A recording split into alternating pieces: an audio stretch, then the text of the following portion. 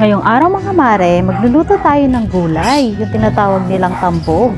At ayan nga't kumukuha na si Sam ng malunggay. Kanin nga pala yung malunggay na yung mga mare, magtataas pa sa kanya, kaya ayan gumamit siya ng hagdan. Sinimay ko na nga rin yung malunggay para maya-maya lang mailuto na din. Ang paborito ni Sam, yan malunggay.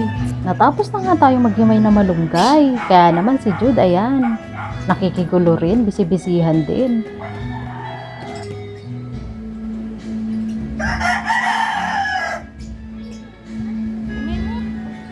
Nagprito na nga rin tayo ng isda. Ayan, isasahog natin yan dyan. Tapos, naghimay na rin tayo ng talbos ng kamote at ng saluyot, pandagdag na gulay para marami-rami yung gulay na ilalagay. Ayan nga't hinimay ko na para maya-maya maisama na din.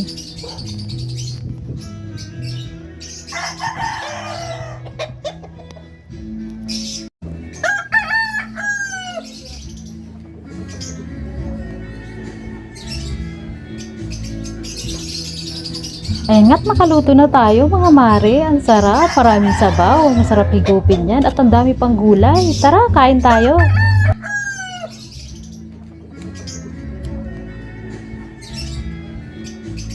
Maraming salamat sa panonood.